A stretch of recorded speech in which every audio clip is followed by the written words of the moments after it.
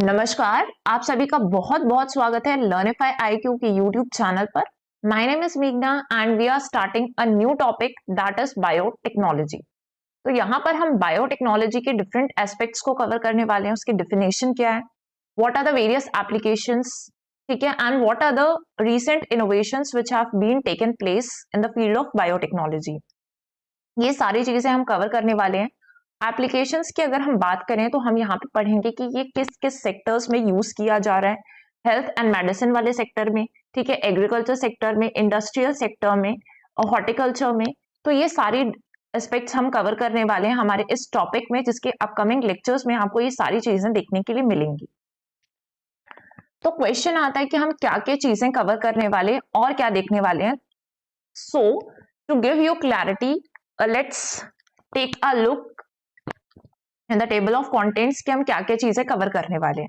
सबसे पहले हम इंट्रोडक्शन पढ़ेंगे जिसमें हम डेफिनेशन को कवर करेंगे, राइट, ये सारी चीजें हो गई। इसके बाद हम देखेंगे टाइप्स ऑफ बायोटेक्नोलॉजी।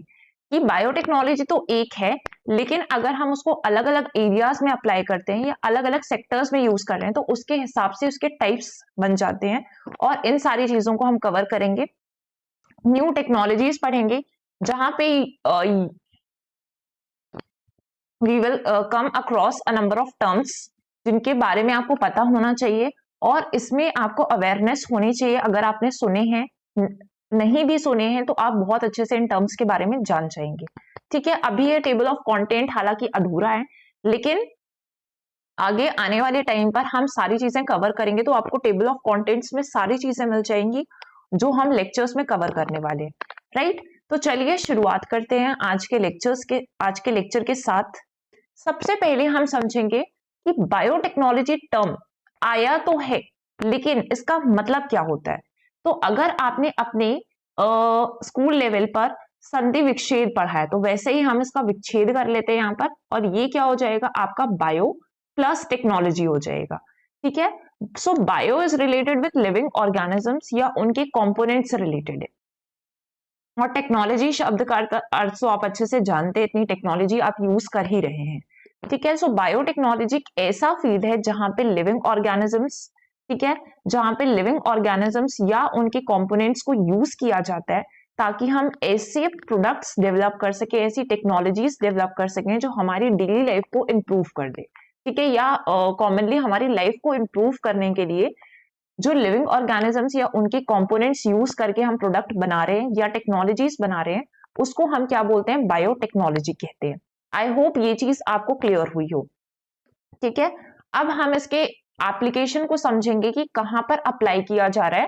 वो चीज हम बहुत ही बेहतर तरीके से समझ सकते हैं बाय टेकिंग एग्जाम्पल। ठीक है, जनरली हम क्या करते हैं कि किसी भी सब्जेक्ट को बहुत ही बड़ा बना दिया, एकदम उच्च लेवल का बना दिया, वो समझना मुश्किल हो जाता है। लेकिन हमें क्या करना है कि हम अपनी नॉर्मल लाइफ पर उसका इम्प्लीमेंटेशन देखें, कहां कहां पे यूज किया जा रहा है वो हम नॉर्मल लाइफ के एग्जाम्पल्स से देखें। ठीक है, suppose you are linked with agriculture sector और आपने अपने आसपास एग्रीकल्चर देखा है। अब आपको लगता है कि आपको एग्रीकल्चर पढ़ना ही, मतलब उसके बारे में नॉर्मल चीजें पता होना चाहिए ताकि आपके कॉन्सेप्ट्स बने रहे, है ना। कुछ ऐसे फैक्ट्स एंड फिगर्स हैं जो एग्जाम में आएंगे which you have to remember, उसमें आपको कोई नहीं बचा सकता क्योंकि फैक्ट्स तो आपको याद करने वाले होते हैं। ठीक है, कि कोई न्यूमेरिकल वैल्यूज है, ये सारी चीजें। कॉन्सेप्ट्स की अगर हम बात करें तो हमने आसपास देखकर बहुत अच्छे से हम उसको डेवलप कर सकते हैं। सपोज आप एग्रीकल्चर सेक्टर से जुड़े हुए हैं और वहां पे आप जानते हैं कि आपको ब्लैक सॉइल के बारे में पढ़ना है। अब ब्लैक सॉइल को आप हमेशा से देख रहे हैं कि किन कंडीशंस पे वो स्वेल हो जाती है, कब वो श्रिंक होती है, ठीक है, उसकी वाटर रिटेंशन कैपेसिटी कितनी अच्छी है, कितना टाइम लगता है उसको ड्राई होने में। तो ये सारी चीजें आप देखकर ही सीख सकते हो, उसमें कोई आपको अलग से पढ़ने की जरूरत नहीं होती। आप बार बार कॉमनली इतना देखते हैं या उसको पढ़ा फिर आपने उसको देख लिया तो आपको बहुत अच्छे से याद हो जाता है। ठीक है, तो चलिए हम वापस टॉपिक पे आते हैं, और यहाँ पर हम सबसे पहला एग्जाम्पल लेने वाले हैं आपका जीएमओ का। ठीक है, जीएमओ के बारे में सुना होगा, GMO crops, genetically modified organisms. अब जीएमओ सीड्स का एग्जाम्पल ले लेते हैं हम। ठीक है, बहुत कॉमन से एग्जाम्पल पढ़ेंगे। अगर हम बात करें, हम हमेशा क्या बोलते हैं कि क्लाइमेट चेंज हो रहा है, क्लाइमेट चेंज हो रहा है, बट क्लाइमेट चेंज का इम्पैक्ट किस पे पड़ रहा है यार, ये जानना बहुत जरूरी है। तो क्लाइमेट चेंज किसको इम्पैक्ट कर रहा है, एक तरीके से एग्रीकल्चर सेक्टर को इम्पैक्ट कर रहा है। कैसे इम्पैक्ट कर रहा है, तो अगर क्लाइमेट चेंज हुआ उसके वजह से ज्यादा बारिश हो जाती है, ज्यादा बारिश हो जाती है तो आपके क्रॉप्स खराब होंगे, जो स्टैंडिंग क्रॉप्स है वो खराब हो जाएंगे। ड्रॉट कंडीशंस आ जाती हैं, तो ड्रॉट सूखा पड़ गया है, सूखा पड़ने से क्या होगा कि जो क्रॉप्स हैं फिर से उनको नुकसान पहुंचेगा। क्लाइमेट चेंज हो रहा है, नए नए तरीके के पेस्ट इंट्रोड्यूस हो रहे हैं एनवायरमेंट पे, और जो क्या करते हैं फसल को खराब करते हैं। तो ये जो पेस्ट हैं वो भी तो इसका ही रीजन है कि ना क्लाइमेट चेंज की वजह से ही हो रहा है। तो इन सारी चीजों से बचने के लिए, ठीक है, इन सारी चीजों से बचने के लिए हम सीड्स को इतना बेहतर बना दे कि वो इन सारी चीजों को झेल पाए।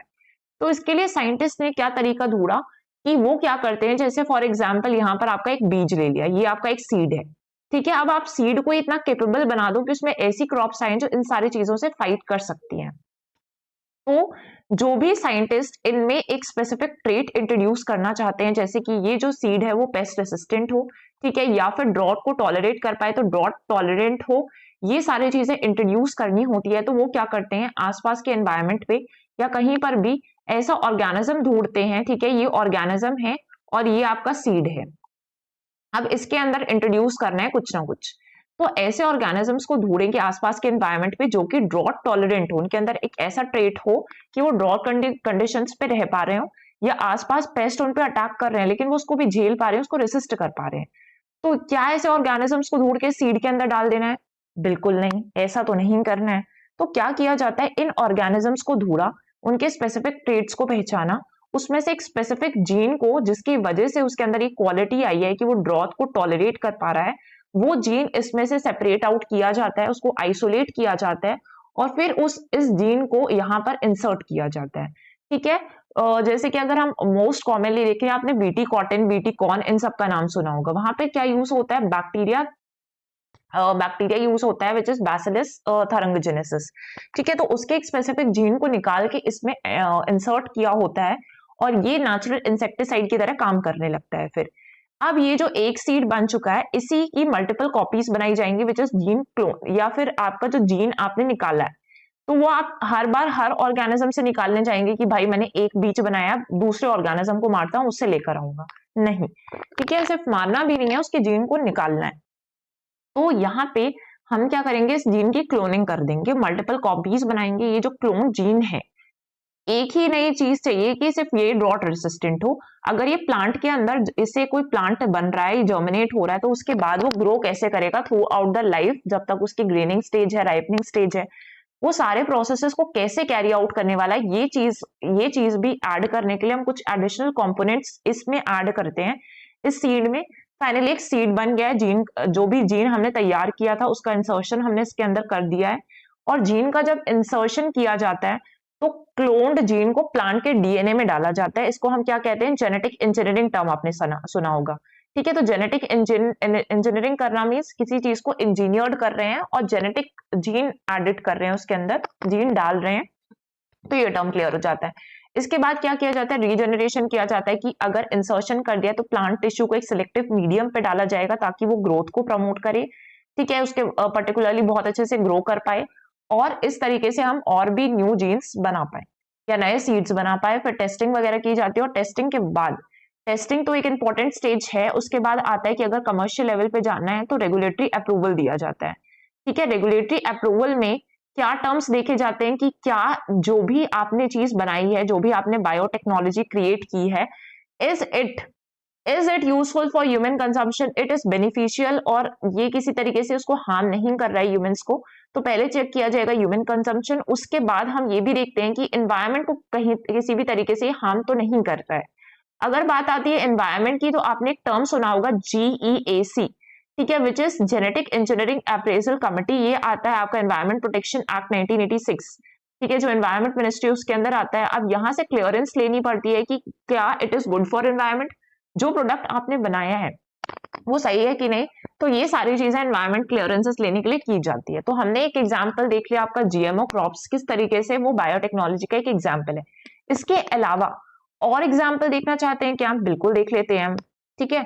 तो पहली चीज आप देख लीजिए, एक और एग्जाम्पल से जो आपके एंजाइम्स डिटर्जेंट्स पे यूज कर रहे हैं, ठीक है। अगर आपका डिटर्जेंट यूज हो रहा है और डिटर्जेंट से आपके जो स्टेन्स है वही नहीं गायब हो रहे हैं, तो कैसा लगेगा आपको कि डिटर्जेंट यूज किया है, स्टेन्स नहीं गायब हो रहे। अगर ये स्टेन्स गायब हो रहे हैं तो क्या ऐसी चीज प्रेजेंट थी उस डिटर्जेंट में जो हेल्प कर रही है, तो उसमें एंजाइम्स प्रेजेंट थे जो स्टेन्स को रिमूव करने में हेल्प करते हैं, ठीक है। और एग्जाम्पल देखिए, मोस्ट कॉमनली बहुत बार सुना है वैक्सीन आपकी, बायोटेक्नोलॉजी का एग्जाम्पल है।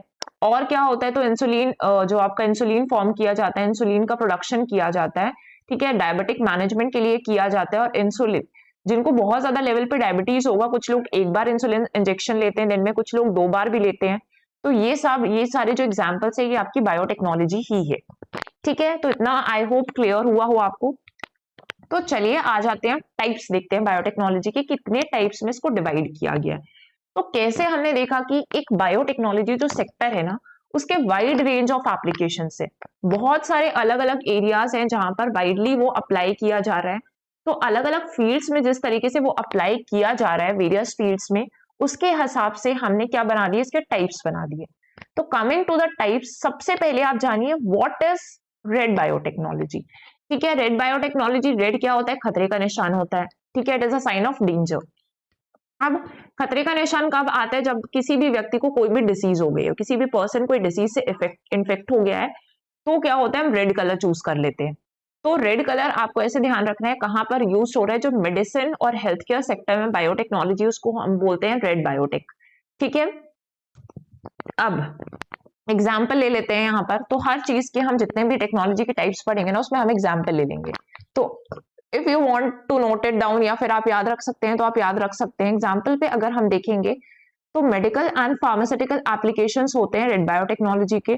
फॉर पहला एग्जाम्पल आप ले लीजिए एंटीबायोटिक्स का। ठीक है, एंटीबायोटिक्स का जो प्रोडक्शन है वो हो गया। एंटीबायोटिक्स में एग्जाम्पल ले लेते हैं, पेनिसिलिन का नाम सुना होगा आपने। ठीक है, तो पेनिसिलिन जो है वो एक एंटीबायोटिक है। ये किससे बन रहा है, मोल्ड से बन रहा है। ठीक है, जो मोल्ड्स होते हैं उससे ये बनाया जाता है। तो मोल्ड आपके लिविंग ऑर्गेनिज्म थे और उससे हमने टेक्नोलॉजी डेवलप कर ली, तो ये हो गया आपका बायोटेक। अब ये जो एंटीबायोटिक्स होते हैं, जनरली बैक्टीरियल इन्फेक्शन को ट्रीट करने के लिए यूज किए जाते हैं। They are not generally use to treat viral infections, because जैसे आपका कॉमन कोल्ड है, फ्लू है, इन सब में नॉर्मली एंटीबायोटिक्स नहीं दिया जाता है। जनरली कॉमन होता है बैक्टीरियल इन्फेक्शंस को ट्रीट करने के लिए दिया जाता है। जो आपका वैक्सीन का डेवलपमेंट है, और एग्जांपल्स आप लिख सकते हैं कि वैक्सीन डेवलपमेंट भी किस में आता है आपका, ये भी आता है रेड बायोटेक्नोलॉजी में। Now coming to the next, green biotechnology. अब जैसे ही आप ग्रीन टर्म सुनेंगे ना, तो आपको लगेगा green is related to environment, but नहीं, green is related to agriculture. अगर आपको टर्म आ गया कि ग्रीन बायोटेक्नोलॉजी किससे रिलेटेड है, तो एग्रीकल्चर और एनवायरमेंट पे कंफ्यूजन हो सकता है आपको। तो प्लीज मेक श्योर कि ये किससे रिलेटेड है, आपके एग्रीकल्चर सेक्टर से रिलेटेड है। ठीक है, अब इसमें आप एग्जाम्पल के तौर पर क्या लिख सकते हैं, एग्जाम्पल के लिए आप लिख सकते हैं जैसे बायो फर्टिलाइजर्स आप यूज करते हैं। ठीक है, बायो फर्टिलाइजर्स यूज करते हैं। और इसके बाद अगर हम देखेंगे, बायो पेस्टिसाइड्स का यूज किया जाता है। तो ये सारे एग्जाम्पल्स किसके हो गए, ग्रीन बायोटेक्नोलॉजी है ये। बायो पेस्टिसाइड्स है, जीएमओ का यूज, जो अभी हमने रिसेंट पढ़ा थोड़ी देर पहले ही, तो जीएमओ का यूज भी क्या होता है, ये सब किस में आ जाता है, आपके ग्रीन बायोटेक्नोलॉजी में आता है। इसके बाद हम पढ़ते हैं कि बायोटेक्नोलॉजी क्या है। तो अगर हम बात करें बायोटेक्नोलॉजी की, तो यहाँ पे हम इसके एग्जांपल्स भी देख लेते हैं। बायोटेक्नोलॉजी सबसे पहले उसके इंडस्ट्रियल एप्लीकेशंस होते हैं। ठीक है, इंडस्ट्रीज में जो यूज किया जा रहा है, that is biotechnology industrial processes में। ठीक है, इंडस्ट्रियल प्रोसेस में आप क्या बना रहे हो, बायोफ्यूल्स का प्रोडक्शन कर रहे हो। तो ये जो प्रोडक्शन ऑफ बायोफ्यूल्स है, वो इसका एक एग्जाम्पल है। और बायोफ्यूल्स आप किससे बना रहे हो, बायोमास से बना रहे हो। ठीक है, बायोमास से बना रहे हो बायोफ्यूल्स। तो ये हो गया।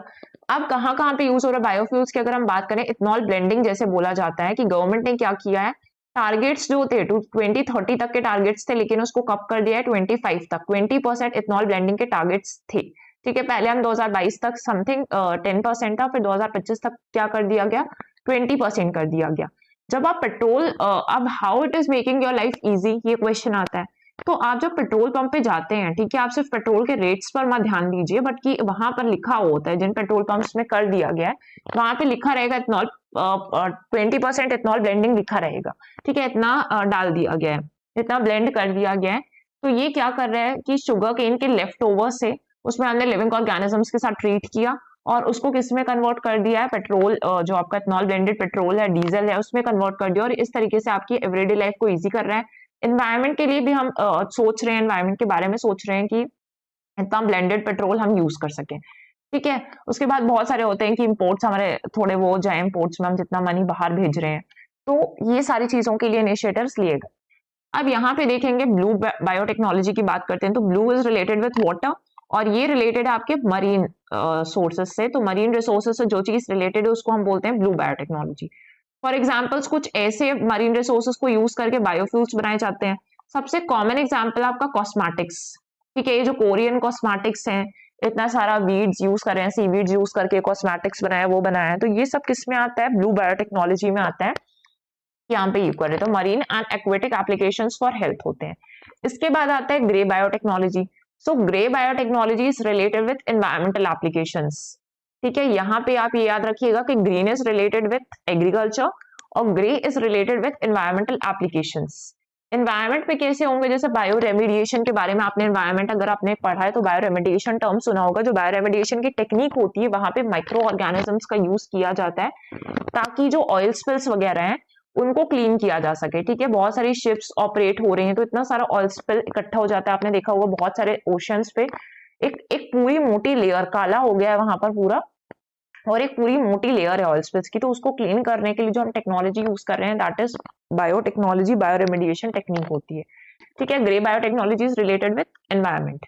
Now coming to the gold biotechnology. Gold biotechnology किससे रिलेटेड है, आपका बायो इन्फॉर्मेटिक्स से रिलेटेड है, ठीक है। गोल्ड बायो इन्फॉर्मेटिक्स से रिलेटेड है, जहां पर आप समझिए कि इंफॉर्मेशन, बहुत सारी चीजें इन्वॉल्व होती है। बायो इन्फॉर्मेटिक्स के बारे में हम आगे पढ़ने वाले हैं आज ही। तो ये देखेंगे आपकी ये जो है वो पर्सनलाइज्ड मेडिसिन बनाने में यूज होता है ना। जैसे प्रिसिशन मेडिसिन होता है कि किसी एक व्यक्ति को कोई पर्टिकुलर डिसीज है तो हम पर्सन टू पर्सन उस चीज को वैसा ही टारगेटेड ट्रीटमेंट दे, तो पर्सनलाइज्ड मेडिसिन के लिए यूज किया जा रहा है। जेनेटिक प्रोफाइलिंग पे बेस्ड होता है, इसलिए इंफॉर्मेशन कलेक्ट की हमने, उस व्यक्ति की जेनेटिक प्रोफाइलिंग निकाली और उसके हिसाब से उसको पर्टिकुलर ड्रग डिजाइन करके दिया है, पर्टिकुलर ट्रीटमेंट डिजाइन करके दिया है। एक और टर्म देखेंगे विच इज आपका येलो बायोटेक्नोलॉजी। तो जो yellow biotechnology it is related with food, ठीक है। किससे रिलेटेड है, फूड से रिलेटेड है। जैसे बियर बनानी है, फूड सेक्टर पे या खाने पीने की चीजें पर है, तो बियर बनानी है तब यूज होता है। इसके बाद और सेक्टर्स में आप देखेंगे तो चीज बनाना है, चीज में यूज हो रहा है, तो ये सारी चीजें जो प्रोडक्शन हो रहा है इसका वो किसके अंतर्गत आता है, वो आता है, it comes under yellow biotech, ठीक है। आई होप यहाँ तक this much is clear to you. In case you are having any kind of doubts, कोई भी डाउट्स हैं आपके, ठीक है, कोई भी क्वेरीज हैं कि हमने क्या लेक्चर सीरीज स्टार्ट की है या फिर हम क्या पढ़ने वाले हैं, अगर आप टॉपिक पढ़ रहे हैं और टॉपिक के अंदर से भी डाउट्स होते हैं तो feel free to reach me in the comment section. We are here to address your doubts, address your queries, so don't worry about that, right? I hope आपको मजा भी आ रहा हो पढ़ने में। इसके बाद हम देखते हैं new technologies and innovation and biotechnology. यहाँ पर हम बहुत सारे टर्म्स सुनते रहते हैं लेकिन एक्चुअली में वो टर्म्स हमें क्लियर नहीं होते हैं। इस तरीके के टर्म्स ना या तो आपकी बेसिक एग्जामिनेशन में आ जाते हैं, in case you are appearing for any other examination generally उस पर ही फोकस नहीं है, क्योंकि ऐसे टॉपिक्स हैं जो सारे एग्जाम्स में ही कवर होते हैं।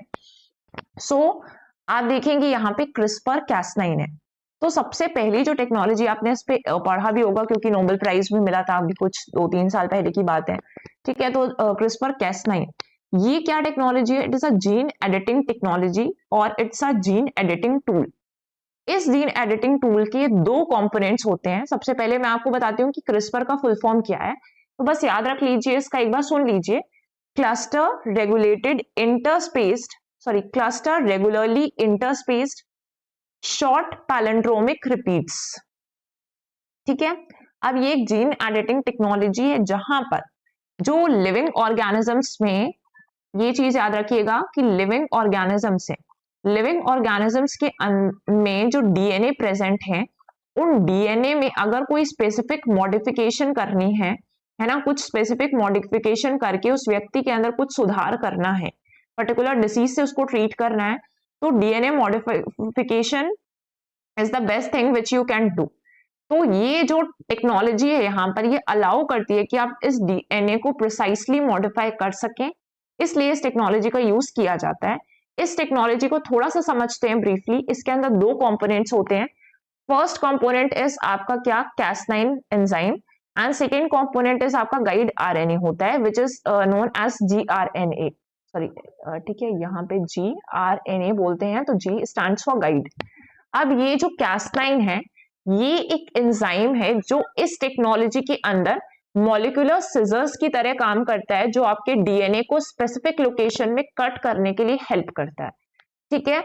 वो स्पेसिफिक लोकेशन या वो टारगेट कौन ढूंढ कर देगा आपको, गाइड आरएनए ढूंढेगा। तो गाइड आरएनए डायरेक्ट करता है कैस9 को to find specific DNA target.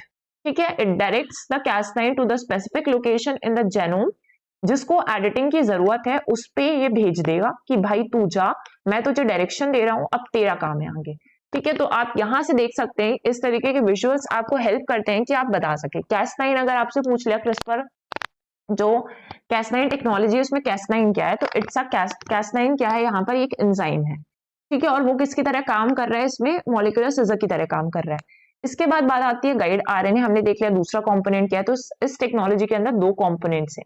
अब ये जो टेक्नोलॉजी है वो इस तरीके से काम करती है। Cas9 ने प्रिसिशन किया डीएनए कटिंग में, इससे भी देख सकते हैं गाइड आरएनए क्या कर रहा है, टारगेट कर रहा है, टारगेटिंग स्पेसिफिसिटी बताता है।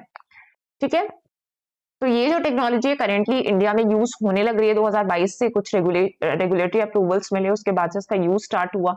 मोस्टली ये किस लिए यूज हो रहा है, डेवलपमेंट ऑफ जीन थेरेपीज के लिए। जो आपका एससीडी का डिसीज है, सिकल सेल डिसीज है, जो कि हम बहुत ज्यादा पढ़ते हैं कि ट्राइबल पॉपुलेशन में बहुत ज्यादा प्रेवलेंट है।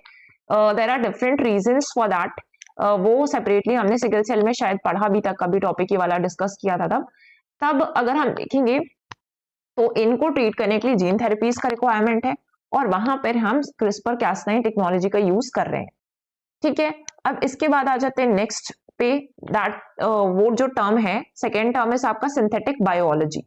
ठीक है, सिंथेटिक बायोलॉजी को हम एक एग्जाम्पल की हेल्प से समझते हैं। सपोज आप किसी आपका कोई पुराना घर है जो बहुत सालों से खाली डला हुआ है। ठीक है, ये आपका घर है और ये बहुत सालों से खाली डला हुआ है और एकदम पुराने टाइप का हो गया, एकदम पुराने जमाने का हो गया। लेकिन अब आप चाहते हैं कि क्यों यार इसको क्यों पड़े रहने दे, इतनी इंपॉर्टेंट प्रॉपर्टी है ये। तो आप क्या करते हैं कि आप इस घर पे जाते हैं, अब आप इस घर का रेनोवेशन करवाते हैं, इसको री इंजीनियर करवाते हैं। ठीक है, यहाँ पे जो आप टर्म पे फोकस करिए, री इंजीनियर पे फोकस करिए। तो इसको क्या करवाएंगे, रेनोवेट करवाएंगे। कुछ हम मॉडर्न इंफ्रास्ट्रक्चर इंट्रोड्यूस करेंगे, नया टैप सिस्टम, वाटर सिस्टम लगा दिया इसके अंदर। ठीक है, मॉड्यूलर किचन बना दिया है। तो ये सब क्या किया ताकि इसकी एबिलिटी इंक्रीज हो जाए, इसके पास न्यू एबिलिटीज जनरेट हो पाए जो आपकी नीड्स को केटर कर पाए। ठीक है, यही सेम चीज हम करते हैं सिंथेटिक बायोलॉजी में। ये एक मल्टी डिसिप्लिनरी फील्ड है, मतलब ये बहुत सारे एरियाज में एप्लीकेबल है ऑब्वियसली। तो यहाँ पे क्या किया जाता है, जो लिविंग ऑर्गेनिजम्स है आपके, ये जो प्रोसेस हम यहाँ पे कर रहे थे वो किसके साथ हम करेंगे, लिविंग ऑर्गेनिजम्स के साथ करेंगे। कि जो लिविंग ऑर्गेनिजम्स या लिविंग सिस्टम्स है उसको हम री इंजीनियर करें, री डिजाइन करें ऑर्गेनिजम्स को, ताकि हम उसको कुछ न्यू पर्पस के लिए यूज कर सकें और उस न्यू पर्पस के साथ उसके पास कुछ न्यू एबिलिटीज आ जाएं। तो इस प्रोसेस को कहा जाता है सिंथेटिक बायोलॉजी। ये चीज हम जनरली क्यों करते हैं, ताकि हमारे जो एनर्जी सेक्टर है या मोस्टली एनवायरमेंट सेक्टर है, उनके सामने जो भी चैलेंजेस आ रहे हैं, उनमें जो भी इश्यूज आ रहे हैं, उनको एड्रेस करने के लिए जो टर्म चीज की जाती है कि हम री इंजीनियर करें या रीडिजाइन करें ऑर्गेनिजम्स को, सिस्टम्स को, उसे हम बोलते हैं synthetic biology. Involves designing and constructing new biological systems and parts and systems. तो सिंथेटिक वैक्सीन बनाने के लिए आर्टिफिशियल टिश्यूज, इंजीनियर्ड बायोफ्यूल्स, ये सब में किन किन एरियाज में एप्लीकेबल है, manufacturing sector, agriculture, medicine, ecosystem protection. ठीक है, right, we have already seen this. इसके बाद आ जाते हैं नेक्स्ट पे, which is mRNA technology. So इसको भी समझने की जरूरत है। व्हाट mRNA का मतलब आप समझ लीजिए, इट इंडिकेट मैसेंजर। ठीक है, सो मैसेंजर आरएनए क्या करता है, देखिए मैसेंजर टर्म का जनरली आप मतलब क्या होता है कि एक मैसेंजर जो होता है वो यहां से वहां क्या करता है, चीजें स्प्रेड करता है, इंफॉर्मेशन को फैलाता है यहां से वहां। ठीक है, जैसे ओल्डन टाइम्स में जो धामा, अशोका का धामा था, उसके चीजों को प्रोपोगेट करने के लिए मैसेंजर्स हुआ करते थे। ठीक है, तो यहाँ पर भी मैसेंजर्स हैं। अब ये मैसेंजर बायो में क्या कर रहे हैं, तो इसका काम क्या है, ये काम ऐसे करते हैं कि mRNA मतलब होता है मैसेंजर आरएनए। ये एक ऐसी टेक्नोलॉजी है जहां पे जेनेटिक मटेरियल्स को डीएनए से, डीएनए में आपके जेनेटिक मटेरियल्स हैं, तो डीएनए से उठाकर इनको कहां पर पहुंचाना है, सेल्स पे पहुंचाना है, जो आपके नॉर्मल सेल्स हैं उनमें पहुंचाना है। तो ये जो काम कर रहा है ले जाने का, वो कौन कर रहा है, mRNA कर रहा है। It is a type of genetic material, mRNA is a type of genetic material that carries instructions from DNA to cells. Cells तक इंस्ट्रक्शंस लेकर जाएगा और सेल्स को बताएगा इन इंस्ट्रक्शंस के थ्रू कि भाई तुझे प्रोटीन्स कैसे बनाने हैं, ये काम करता है mRNA। ये जो मेथड है, ये जो टेक्नोलॉजी है, वो यूज होती है नई वैक्सीन बनाने के लिए, थेरेपीज डिजाइन करने के लिए, ठीक है। और उसमें हम इसका यूज करते हैं। कोविड के टाइम पर आपने इस टर्म को काफी सुना है। अब यहाँ पे तो हमने ये समझ लिया कि mRNA क्या है। ये mRNA, ठीक है, यहाँ पे सिर्फ RNA लिखा है उन्हें, तो मेक इट mRNA। इसके बाद mRNA वैक्सीन या टेक्नोलॉजी किस तरीके से काम करती है। So let's take a look, ठीक है। थोड़े टर्म्स के साथ हम क्लियर हो जाते हैं किस तरीके से काम करती है। अगर सपोज एक वैक्सीन क्रिएट करनी है, तो एक वैक्सीन क्रिएट करने के लिए क्या प्रोसेस किया जाता है। साइंटिस्ट क्या करते हैं कि वो mRNA का एक पीस डिजाइन करते हैं, ठीक है। इसको डिजाइन किया, अब यहाँ पे क्या होगा, इस तरीके से डिजाइन करते हैं कि उसमें एक इंस्ट्रक्शंस हो जो एक वायरस का हार्मलेस पार्ट बना सके, ठीक है। जैसे आपका कोरोना वायरस था, उसका हार्मलेस पार्ट है ना, एक तो है कोरोना वायरस खुद जो हार्म कर रहा है, लेकिन हमें ऐसा पार्ट जनरेट करना है जो नहीं हार्म करेगा, हार्मलेस होगा, ठीक है। तो इसके जो स्पाइक प्रोटीन्स थे उस तरीके का हमने कुछ बनाया और साइंटिस्ट ने mRNA डिजाइन किया जो इसके अगेंस्ट, एक्चुअल वायरस के अगेंस्ट काम कर सके और वो हार्मलेस भी हो। अब ये जो mRNA था, हमने वैक्सीन के थ्रू वैक्सीन में डाला और वैक्सीन को एक ह्यूमन के अंदर इंजेक्ट कर दिया मसल्स में, ठीक है। वो सेल्स के अंदर जाएगा और यहाँ पे मैसेंजर सेल्स को इंस्ट्रक्शन दे रहा था कि भाई तुझे प्रोटीन कैसे बनाना है। तो सेल्स के जब अंदर गया तो उसने सेल्स को इंस्ट्रक्शंस दिए कि तुझे ये जो वायरल प्रोटीन है उसको किस तरीके से बनाना है, ठीक है। सेल ये काम करेगा, तो ह्यूमन में सेल्स होंगे और सेल्स के अंदर ये काम होगा कि वायरल प्रोटीन किस तरीके से बनाना है। इसके बाद हमारा जो इम्यून सिस्टम होता है इन प्रोटीन्स को रिकॉग्नाइज करता है कि ये जो है वो फॉरेन है, ठीक है। ये फॉरेन जो इम्यून सिस्टम होता है वो इस प्रोटीन को रिकॉग्नाइज करना सीखता है इसके दौरान कि ये जो वायरल प्रोटीन है वो फॉरेन है और इसके अगेंस्ट क्या करता है, डिफेंसेस बनाना स्टार्ट करता है। तो इसके अगेंस्ट हमारा जो इम्यून सिस्टम होगा डिफेंसेस बनाना स्टार्ट करेगा। इन्हीं डिफेंसेस को हम क्या कहते हैं, एंटीबॉडीज कहते हैं। तो these defences are known as antibodies. अब जब आप बाद में कभी भी एक्चुअल वायरस के एक्सपोजर में आते हैं तो ये डिफेंसेस को पता है, इनको इतनी ट्रेनिंग मिल चुकी है कि वो उसको देखते साथ ही, रिकॉग्नाइज करते साथ ही उसके अगेंस्ट फाइट करने लग जाते हैं। ये काम है वैक्सीन देने का, कि आपको mRNA वैक्सीन जो दी गई हैं वो, ये टेक्नोलॉजी इस तरीके से काम करती है, ठीक है। इसके बाद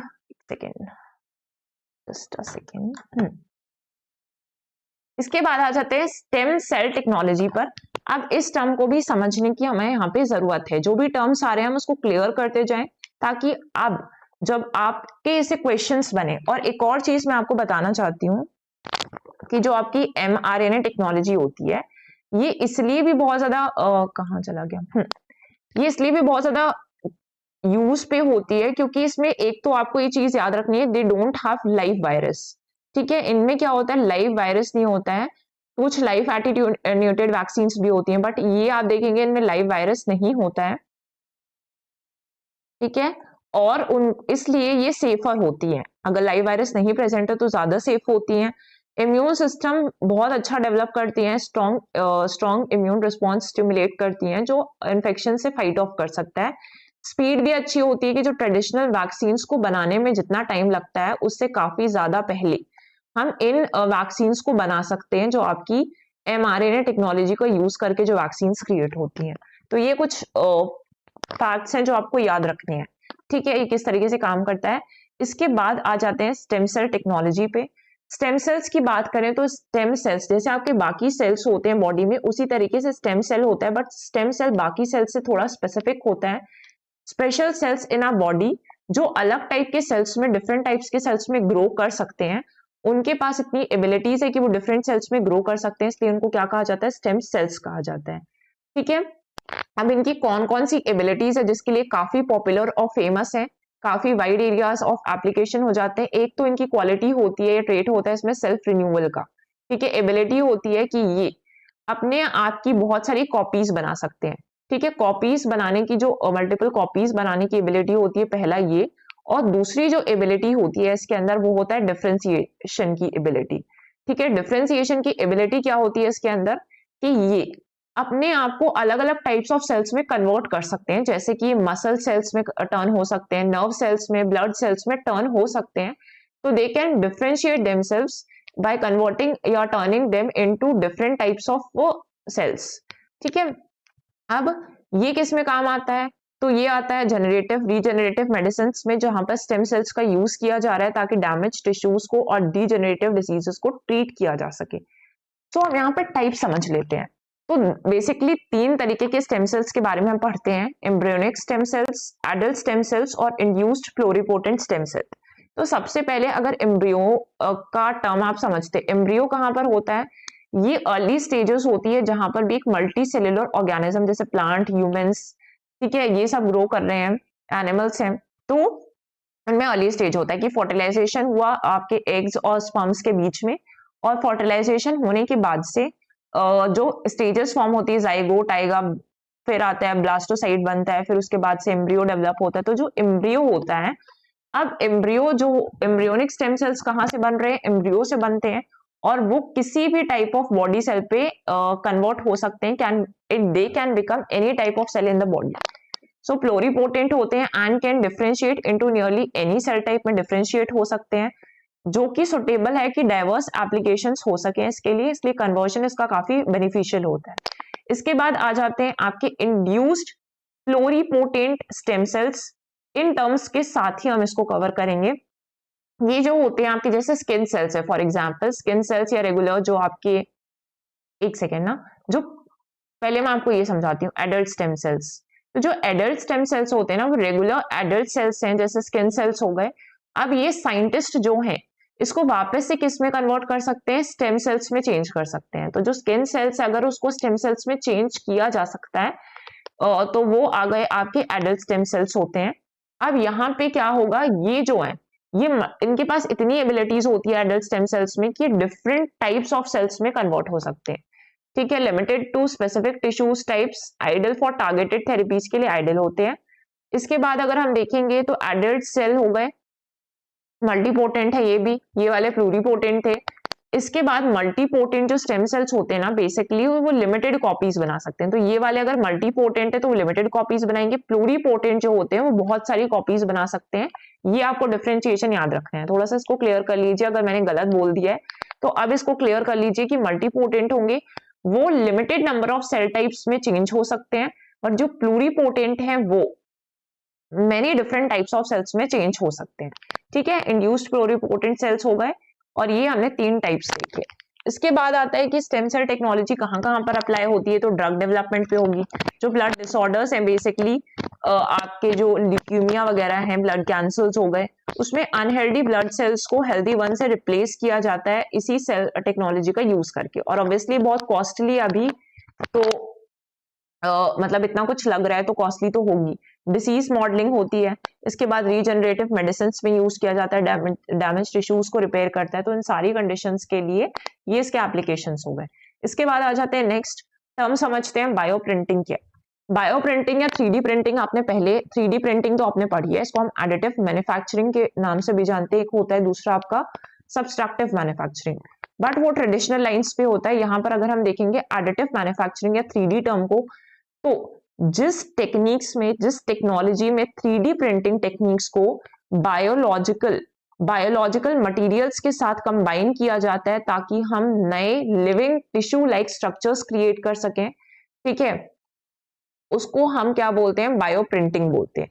तो बायो प्लस प्रिंटिंग टर्म से समझना है, printing is related with 3D printing, और 3D प्रिंटिंग को जब हमने कंबाइन किया बायोलॉजिकल मटेरियल्स के साथ, तो जो हम नया प्रोडक्ट बना रहे हैं, आपके लिविंग टिश्यूज बना रहे हैं या फिर ऑर्गन्स बना रहे हैं, तो इस होल टेक्नोलॉजी को क्या बोलते हैं, इस होल प्रोसेस को क्या बोलते हैं? आपकी बायो प्रिंटिंग बोलते हैं। ठीक है, सो प्रोसेस में, अब प्रोसेस होता कैसे, यहाँ पर ये प्रोसेस समझ लीजिए। सबसे पहले आ जाता है आपकी प्री बायो प्रिंटिंग होती है। तो प्री बायो प्रिंटिंग की स्टेज में क्या होता है कि हमने एक व्यक्ति का CT स्कैन किया या फिर हमने MRI स्कैन्स किए उसके, ठीक है। इससे हमें क्या होगा कि उसकी जिस भी ऑर्गन या टिश्यूज की हमें मेडिकल इमेजेस मिल जाती हैं। इन मेडिकल इमेजेस की हेल्प से हम क्या बना लेते हैं, उस इमेज की हेल्प से हम एक डिजिटल मॉडल बना लेते हैं। ठीक है, डिजिटल मॉडल बनाया है अब इसी स्टेज में प्री बायो प्रिंटिंग में हम इंक्स भी बनाएंगे, और इसमें जो इंक यूज की जाती है ना इस प्रोसेस में, बायो इंक यूज की जाती है। तो जो बायो इंक है वो किससे बनी हुई है? लिविंग सेल से बनी हुई है, बायो मटेरियल से बनी हुई होती है, उसको बायो इंक कहते हैं। प्रिंटर में हम क्या डालते हैं? इंक डालते हैं, ठीक है। तो प्रिंटर में हम क्या ऐड कर रहे हैं? इंक ऐड कर रहे हैं, और इसमें हमने इसकी वजह से हम क्या करते हैं? फैब्रिकेशन स्टार्ट करते हैं। फिर ये इंक, जब हमने एक डिजिटल मॉडल क्रिएट कर लिया, हमारे पास इंक भी है, तो इस इंक को हम डिपॉजिट करेंगे ताकि हम इस तरीके के स्ट्रक्चर्स बना सकें। पहले ऊपर से इंक डिपॉजिट हो रही है और यहाँ पे इस तरीके का स्ट्रक्चर बन रहा है, ठीक है। इस तरीके की प्रिंटिंग होकर आती है। फिर इसके बाद पोस्ट प्रिंटिंग स्टेज आ जाती है। तो पोस्ट प्रिंटिंग में क्या किया जाता है? जो भी प्रिंटेड कंस्ट्रक्ट्स हैं उनको इंक्यूबेट किया जाता है to grow and mature into functional tissues, ठीक है। To grow and mature into functional tissues आता है, तो उसको हम बोलते हैं बायो प्रिंटिंग बोलते हैं, ठीक है। Just a second.